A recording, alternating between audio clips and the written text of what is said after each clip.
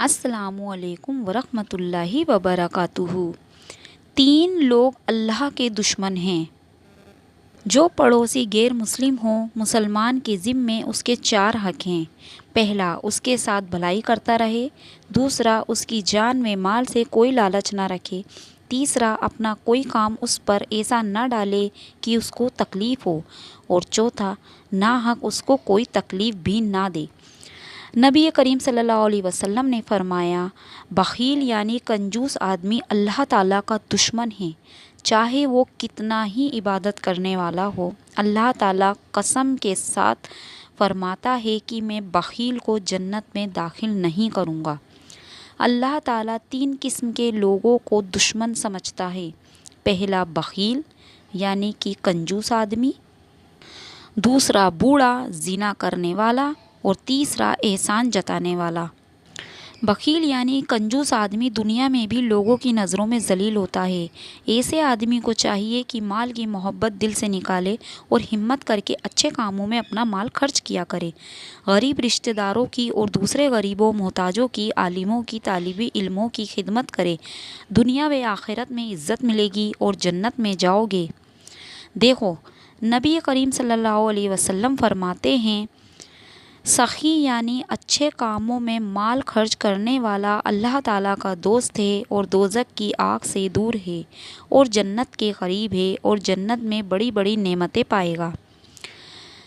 اللہ کے رسول صلی اللہ علیہ وسلم نے فرمایا کہ شکر گزار بندہ نہ بنو۔ نبی کریم صلی اللہ علیہ وسلم نے جب یہ فرمایا، جبکہ آپ نے دوستوں میں دریافت کیا، یا رسول اللہ، آپ عبادت میں اتنی محنت کیوں اٹھاتے ہیں جبکہ اللہ نے آپ کو معصوم اور بے گناہ کر دیا؟ تو نبی کریم صلی اللہ علیہ وسلم رات کو بہت جاگتے تھے اور تہجد کی نماز میں قرآن کریم بہت پڑھتے تھے، یہاں تک کہ حضور صلی اللہ علیہ وسلم کے پاؤں مبارک پر ورم آ جاتا تھا۔ صحابہ نے عرض کیا، آپ اتنی تکلیف اور محنت کیوں کرتے ہیں؟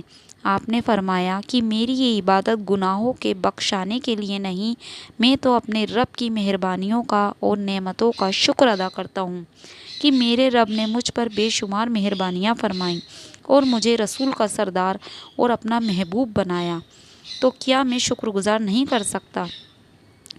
ایک حدیث پاک سے معلوم ہوا کہ بندہ ہر وقت اللہ تعالیٰ کی عبادت کا محتاج ہے۔ بعض جاہل، سائی، فقیر، دین کے دشمن کہا کرتے ہیں کہ جب آدمی کامل ہو گیا اور خدا اسے مل گیا تو اس کو عبادت کی کیا ضرورت؟ خوب یاد رکھو، یہ لوگ اللہ رسول کے دشمن ہیں۔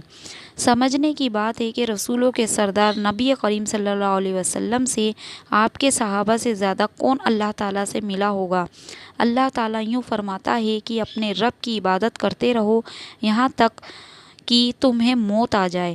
رسول اللہ صلی اللہ علیہ وسلم نے فرمایا، دو نعمتیں ایسی ہیں جن میں بہت سے لوگ نقصان اٹھاتے ہیں، ایک تندرستی اور دوسرا رزق کی خوشامدی۔ اللہ کے رسول صلی اللہ علیہ وسلم نے فرمایا کہ اللہ پاک کے نزدیک سب عملوں سے زیادہ پیارا وہ عمل ہے جو ہمیشہ ہوتا رہتا ہے، چاہے تھوڑا ہی ہو۔ مطلب یہ کہ اللہ پاک ایک اچھے عمل اور عبادت سے زیادہ پسند کرتا ہے جو ہمیشہ ادا ہوتا رہتا ہے، کیونکہ ہمیشہ عمل کرنے والا اللہ کی یاد سے غافل نہیں ہوتا، اور ہمیشہ عمل جاری رکھنے کے چاہے تھوڑا ہی ہو، دل میں نور پیدا ہو جاتا ہے۔ وہ کبھی کر لیے اور کبھی چھوڑ دیے، اس سے دل میں نور پیدا نہیں ہوتا۔ جیسے بجلی چمکنے سے اس وقت تو روشنی ہوتی ہے مگر پھر اندھیرا ہو جاتا ہے۔ یہی وجہ ہے کہ اللہ تعالیٰ کے پیارے بندوں نے جب کوئی نفلی عبادت اللہ تعالیٰ کی یاد کے لیے شروع کی تو اس کو ہمیشہ کرتے رہیں، تو اللہ تعالیٰ نے ان کو اپنا پیارا بنا لیا۔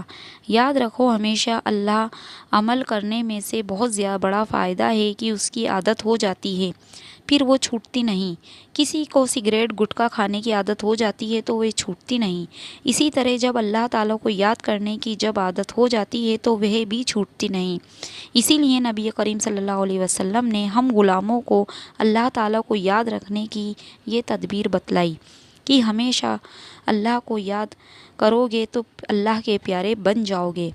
حضرت انس رضی اللہ تعالیٰ عنہ سے روایت ہے کہ نبی کریم صلی اللہ علیہ وسلم نے فرمایا کہ کافر جب کوئی نیک کام کرتا ہے تو اس کی وجہ سے دنیا میں اس کی روزی کچھ زیادہ کر دی جاتی ہے، اور مسلمان کی نیکیوں کو اللہ تعالیٰ اس کی آخرت کے لیے جمع کر لیتا ہے اور دنیا میں اس کو بدلہ نہیں ملتا۔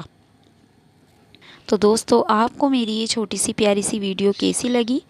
میں امید کرتی ہوں آپ کو میری یہ ویڈیوز پسند آتی ہوں گی، اور میں جو آپ سے کہنا چاہتی ہوں وہ آپ کو ضرور سمجھ میں آتا ہوگا۔ تو اللہ کے واسطے ہم سب کو اپنے دین اور اسلام کی فکر کرنی چاہیے، اور ہمیں اللہ 5 وقت کا نمازی بنائے۔ تب تک کے لیے اللہ حافظ۔